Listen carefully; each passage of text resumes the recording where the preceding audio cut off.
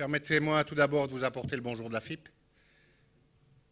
Vous savez que, pour en parler juste une minute, parce qu'avec la liste des questions que j'ai reçues, je pourrais faire une présentation d'1 heure sans problème. Merci. Vous savez qu'une des stratégies de la FIP, c'est de diminuer les écarts qu'il y a entre les pays au niveau de la pharmacie. Et la particularité de la FIP, c'est d'avoir les sciences, la pratique et la formation sous un seul toit. Donc c'est une configuration qui nous permet de faire presque des miracles avec des compétences qui sont chaque fois rassemblées et au niveau des congrès et au niveau des groupes de travail. Rupture de médicaments, ben vous êtes aussi touchés, je suis désolé. C'est quelque chose qui impacte le monde entier. Pour cette présentation, j'ai pris des données de l'OMS, de la FIP elle-même, du groupement européen, du LEM, Organisation professionnelle des entreprises du médicament opérant en France. Et je me suis inspiré aussi d'un travail de master en pharmacie qui a été fait par une étudiante en fin de cycle, Daklia Meriem, sous la direction du professeur Pascal Bonabri au HUG de Genève, qui est l'hôpital universitaire de Genève. Il faut tout d'abord parler de définition, et là on est relativement emprunté. Pourquoi? Parce qu'il n'existe pas de définition unique des ruptures de médicaments. Elle varie d'un pays à l'autre. J'ai pris l'exemple de la France. La France a décrété que s'il y avait 72 heures de décalage entre la commande et l'arrivée du produit au patient, et ceci dans 5% des officines, il parlait de rupture. La plupart des définitions qui existent rendent difficile justement les répercussions de l'indisponibilité des médicaments sur les patients.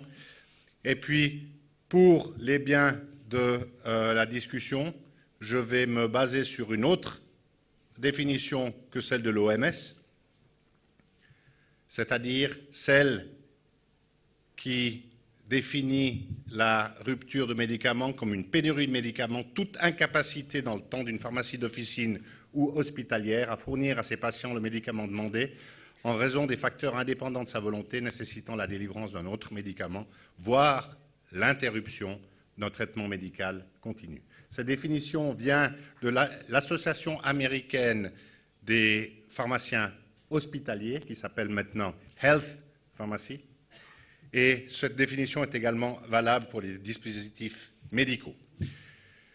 Le pourcentage de médicaments en rupture réparti selon la classification ATC, vous voyez qu'il y a un 10% pour le tract gastro-intestinal, cardiovasculaire aussi, système neurologique. Et ici, c'est pour le système ambulatoire. Et on voit qu'en système hospitalier, vous avez pratiquement dans le top 10 les mêmes, avec quelques petites différences, puisque là, vous avez également les électrolytes qui sont beaucoup utilisés en milieu hospitalier.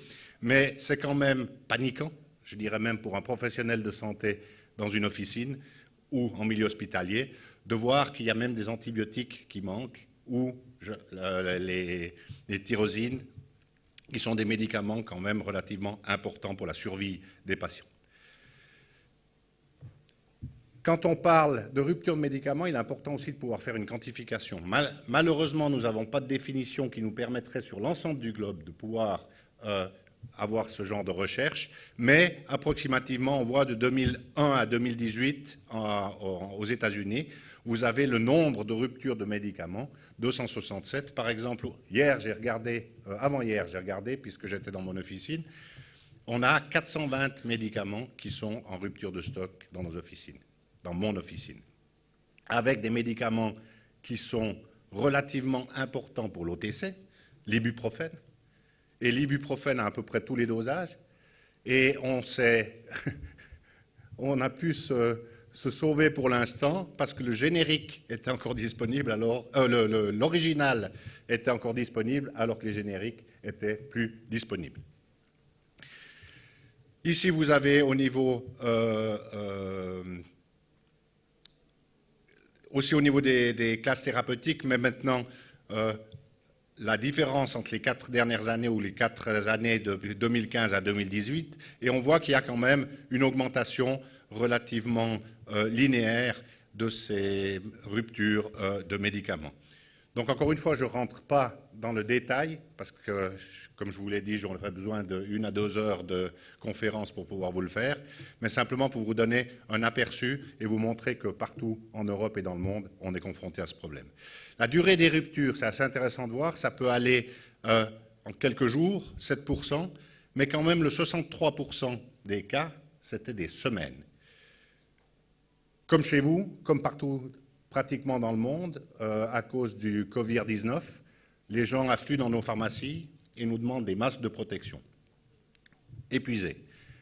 Après avoir fait un téléphone aux fournisseurs, ils nous promettent les nouveaux masques au mois de juin 2020.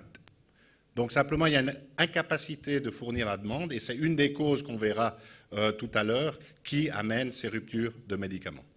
Donc voilà les causes des ruptures.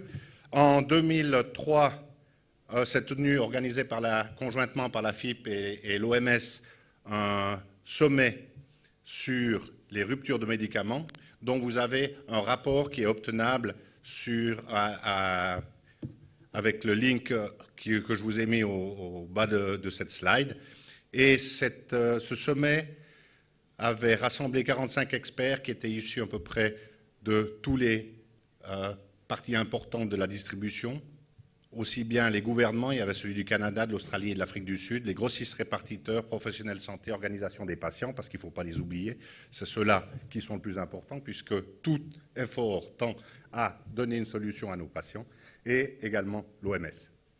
Ici, je ne vais pas m'attarder sur cette slide, vous savez pertinemment quel est le circuit du médicament, quelles sont les possibilités, soit au niveau national, soit international, avec, en principe, des portes ou des fenêtres qui sont ouvertes à travers les différents pays. Ça, c'était intéressant de vous mettre cette slide parce que les ruptures des médicaments en fonction du type de l'industrie pharmaceutique. Vous voyez que les gagnants des ruptures, ce sont les entreprises multinationales, alors que les fabrications, là j'ai mis HUG parce que c'était une fabrication hospitalière, un hôpital local, n'avait que 1% de rupture due à, cette fois, une substance qu'ils n'avaient pas reçue. Ici aussi, très intéressant, les ruptures se font en fonction également du prix. Vous avez très rarement un médicament très cher que l'industrie ne peut pas vous fournir. Par contre, les médicaments pas chers sont très souvent non obtenables. Donc il y a quand même un ciblage de la part de l'industrie des médicaments à ne pas rater. J'aimerais préciser une chose. Il n'y a aucune attaque aujourd'hui de ma part. J'en ferai peut-être au panel, mais pour l'instant, il n'y en a pas. Ce sont des faits qui sont sur la table. Il ne faut pas croire que l'industrie ne veut pas faire de profit. L'industrie a le droit de faire des profits. Donc, avec les diminutions de prix qui sont venues de par les gouvernements, il est normal que les entreprises essayent de rationaliser et de chercher des solutions. Donc, toute cette politique de silo dont on a parlé ce matin avec l'exemple du Canada, toute cette politique de silo fait que chaque ministre essaye de trouver une solution pour lui-même. Donc, les coûts de santé qui montent dans le pays, on va dire facile, on va diminuer le prix du médicament. Par contre, en diminuant le prix du médicament, on force l'industrie à trouver des solutions pour avoir toujours le même rapport profit. Et avec ce rapport profit, qu'est-ce qu'on a fait? C'est relativement facile. On a créé une mondialisation accrue avec une fabrication qui ne se fait plus dans le pays, mais qui se fait à l'extérieur. On est pharmacien, même pharmacien hospitalier en charge des achats. Si on peut avoir un produit meilleur marché en le fabriquant à l'extérieur, on ne va pas le faire à l'intérieur dans notre pharmacie ou à l'hôpital. Mais par contre, s'il est plus cher à l'extérieur, peut-être faudrait réfléchir de voir si on ne veut pas réactiver la fabrication au niveau local. Juste pour vous montrer, je suis désolé, j'ai reçu sur LinkedIn, mais il fallait que je vous la montre. La Chine et l'Inde accaparent entre 60 et 80% de la production mondiale de principes actifs. Donc vous avez énormément de produits, lorsqu'il y a un problème en Chine et en Inde, qui ne sont plus obtenables, non pas parce que l'industrie ne veut pas, mais parce qu'elle est dans l'incapacité de le faire, puisqu'ils n'ont pas les substances. Vous reconnaissez cette région, et la mauvaise qualité ne vous permet peut-être pas de lire, mais vous voyez le nombre d'industries qui sont dans cette région et qui fabriquent des produits, des principes actifs, dont le paracétamol, dont le chloramphénicol, dont l'azithromycine, dont l'ibuprofène, des vitamines, etc., etc. Et vous voyez ici le problème du Covid-19. Donc, qu'est-ce qui va se passer? Les usines ont fermé, arrêt de production, donc on ne reçoit plus les principes actifs et l'industrie a un gros problème. Ça engendre que les pays sont obligés d'utiliser les réserves potentielles qui ont été créées ou non. Et lorsque ces réserves sont épuisées, si la production n'a pas pu reprendre et n'a pas permis à l'industrie de refaire des produits, ben, on aura une rupture qui peut aller, selon les produits, de plusieurs jours à plusieurs semaines, voire plusieurs mois. Je reviens juste là pour la deuxième raison, la fluctuation de la demande. C'est comme dans nos pharmacies. Si on a tout à coup une équipe de football qui vient nous demander de faire des produits pour eux et puis ils ne savent pas s'ils sont 12 ou 22, ça change la donne. Mais l'industrie, c'est exactement la même chose. Et je ne suis pas payé, j'ai aucun conflit d'intérêt. Je suis très dur avec l'industrie quand il le faut, mais j'aimerais aussi qu'on ne tape pas que sur l'industrie, parce que l'industrie est aussi tributaire de la législation et de la politique qui est mise en place. Donc encore une fois, la fluctuation de la demande est un facteur important pour causer des ruptures de médicaments. Stratégie des fixations de prix, prix faibles, prix élevés, qui sont peut-être mal distribués selon les médicaments. L'imposition par l'industrie pharmaceutique de quotas fixes de médicaments, c'est-à-dire qu'on ne délivre pas plus que nécessaire à certains pays pour éviter qu'il y ait des importations parallèles ou du business parallèle qui peut se faire. Et un point très important pour moi en tant que pharmacien d'officine, l'élimination du rôle traditionnel des grossistes répartiteurs avec l'industrie qui essaye d'envoyer directement les produits aux pharmaciens. Je vous rappelle que c'est facile pour le faire pour un produit lorsqu'on le vend à 500 unités ou 1000 unités dans sa pharmacie par mois ou par année. Par contre, pour un produit qu'on vend 2 fois ou 3 fois par année, il est important d'avoir un grossiste qui puisse nous les acheminer. Donc, le grossiste est un partenaire et qui contribue fortement au bon équilibre de la répartition des produits dans un pays. Encore une fois, les problèmes de stockage, suppression et inefficacité des obligations de service public. Par exemple, il y a beaucoup de pays qui ont abandonné le fait que les pharmaciens devraient ou que les pharmacies devraient avoir 1 mois de stock pour leurs patients. Les grossistes, 4 mois, l'industrie, 6 mois, etc. Donc tous ces quotas sont tombés, qui fait qu'il n'y a plus de réserve pour en cas de pénurie. Les petits marchés, je donne un exemple, je prends l'exemple de la Suisse. Le marché du médicament en Suisse, il est plus petit que le marché de la ville de New York. Et ce matin, on a eu une discussion par rapport à l'approvisionnement des médicaments. Les prix élevés, l'industrie commence à comprendre et essaye de diminuer les prix, mais augmenter les volumes, ça sera au détriment des petits pays, puisqu'on n'aura pas les volumes. Donc encore une fois, c'est une solution une piste qui est envisageable, mais qui ne solutionne pas tous les problèmes. Et les gouvernements doivent comprendre que ce prix du médicament a son importance, non pas uniquement pour la pérennité de nos entreprises, mais également pour les soins à la population. Et puis les conséquences de la dynamique du marché intérieur européen, avec les exportations par exemple, je ne veux pas rentrer dans le détail. Je vous ai mis ici des cas concrets. Vous pourrez les lire, je ne vais pas les passer un après l'autre, puisque j'ai encore plus que 5 minutes de parole. Mais simplement, j'ai essayé de mettre des exemples pour les différents cas qu'ils pouvaient avoir. Je prends le premier cas, le cas du Canada, avec la rupture de produits génériques qu'il y avait eu pour les intraveineuses. Parce que ce produit était fabriqué au Canada, mais il n'était pas commercialisé au Canada, il était commercialisé aux États-Unis. Et Sandoz, c'était Sandoz, qui a décidé de faire des mesures correctives et qui a été obligé de diminuer sa production pour pouvoir implémenter ces changements. Donc une rupture due à un problème de fabrication. Vous avez d'autres pays comme le Venezuela, par exemple, difficulté d'accéder aux devises internationales. Donc ils ne peuvent pas payer. Donc ils ne seront pas livrés. C'est simple. Vous avez les mêmes problèmes au niveau de l'Europe. Le Danemark, ils ont une politique pour les génériques. Simplement, les industries doivent faire des offres, 2 par mois. Et puis seulement le produit le meilleur marché remboursé par la sécurité sociale ou par les assurances maladie. Donc, encore une fois, c'est un marché qui est faussé et qui engendre de gros problèmes si le produit ne peut plus être livré. La Grèce, problème financier, vous connaissez les problèmes de la Grèce.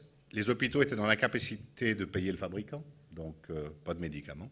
Et puis pour prendre des pays d'Afrique, L'Iran, rupture résultant des sanctions internationales, dramatique.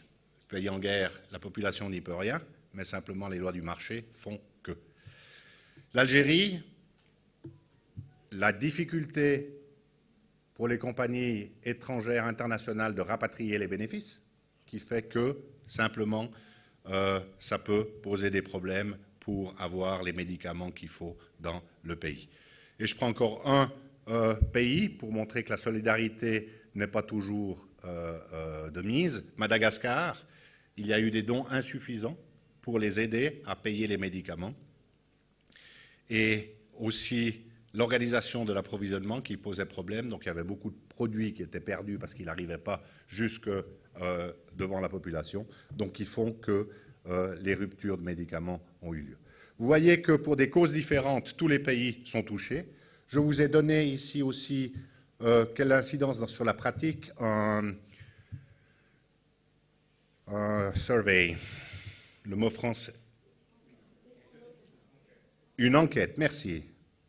Ce n'était pas dans le vocabulaire suisse. Une enquête qui a été faite par le groupement européen sur les ruptures de médicaments. Ils les font chaque année maintenant depuis 2-3 ans. Je vous ai mis 2-3 slides.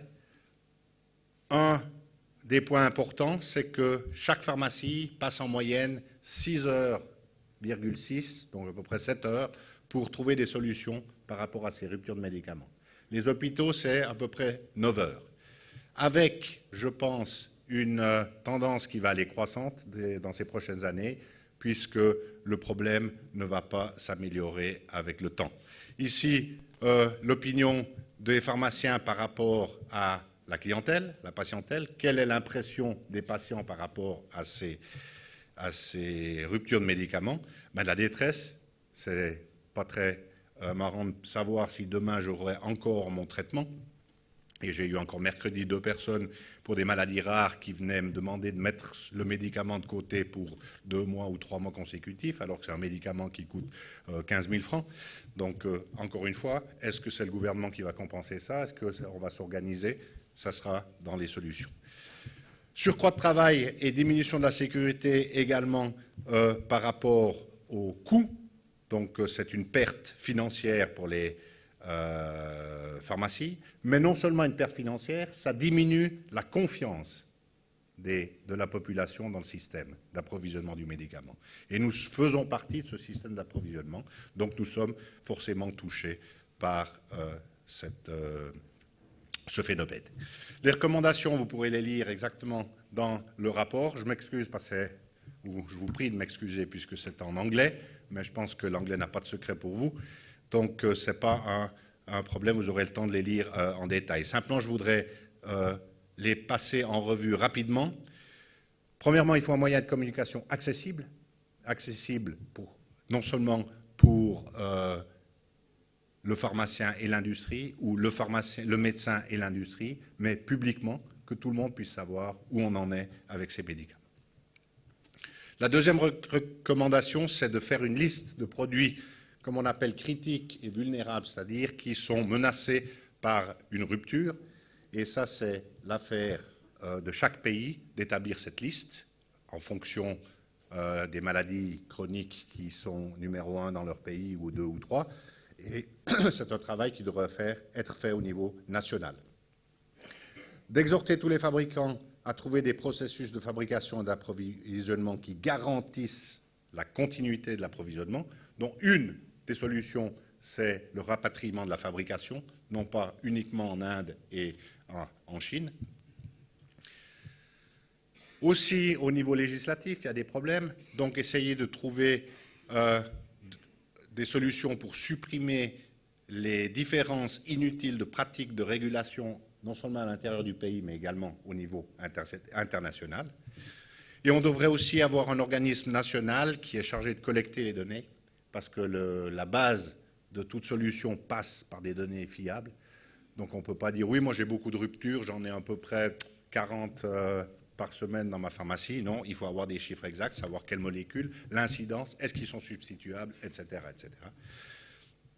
Et puis aussi, et Ça peut se faire au niveau international, avec l'aide de l'OMS, avec l'aide de la Fédération internationale de pharmacie. Trouver des stratégies pour diminuer les risques basés sur les évidences. Ça pourrait passer par des stocks tampons dans les différents pays qui existent, mais qui ne sont peut-être pas assez grands pour subvenir à toutes les ruptures. Et il y a aussi également ces stocks tampons qui sont liés à des problèmes économiques, c'est-à-dire de financement, qui va les payer. Ça m'a semblé intéressant de mettre ici le plan d'action qui est proposé par l'industrie, le LEM, et vous voyez qu'elle rejoigne un peu le plan d'action qui est proposé par la Fédération internationale de pharmacie pour justement arriver à trouver des solutions. En conclusion, le problème des ruptures d'approvisionnement ne peut être résolu à une échelle que nationale. Il faut des efforts au niveau national. On peut faire un bout de travail national, mais sans cette collaboration internationale, on n'arrivera pas à enrayer cette problématique. Les causes sont multiples, et je suis certain que certaines causes peuvent être éradiquées, et en diminuant les causes de rupture, on pourrait diminuer le nombre de ruptures, et surtout le nombre de ruptures pour les médicaments dits essentiels.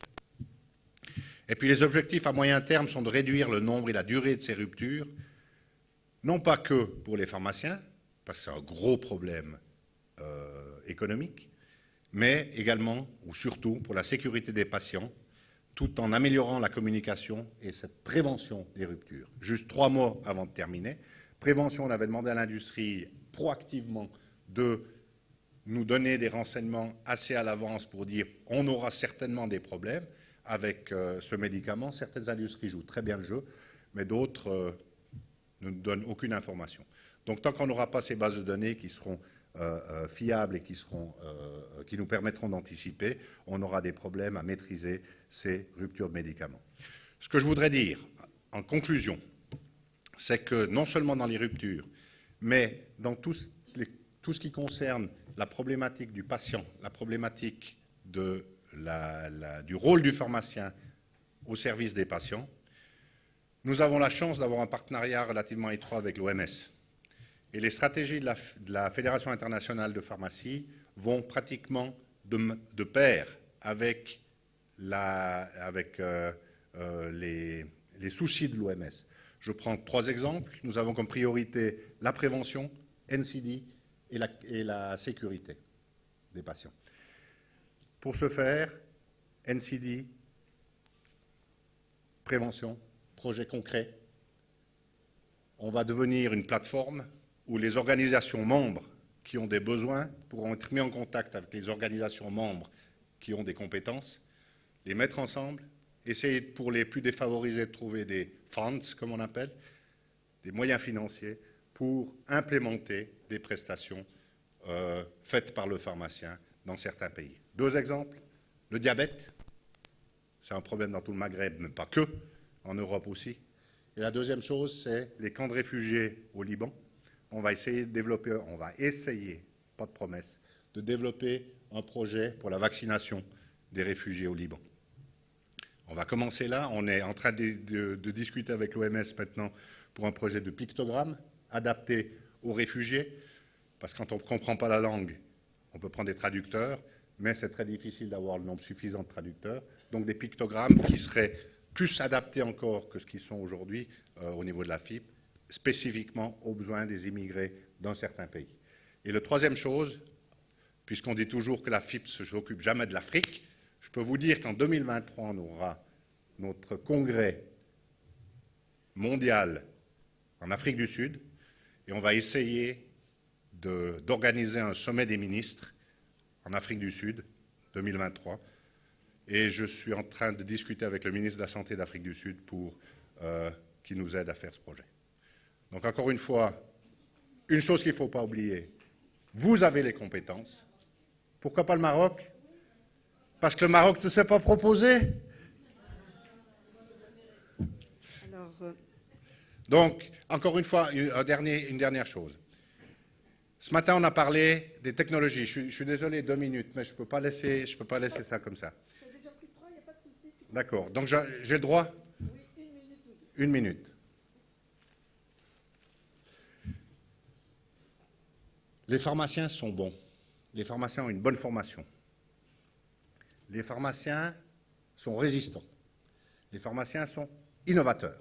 Je prends un exemple. Dans les années 60, il n'y avait pas d'industrie. Le pharmacien faisait de la fabrication. L'industrie est arrivée, les pharmaciens étaient foutus. Qu'est-ce qu'on va faire? On ne sait pas. On s'est recyclé. On a trouvé des solutions.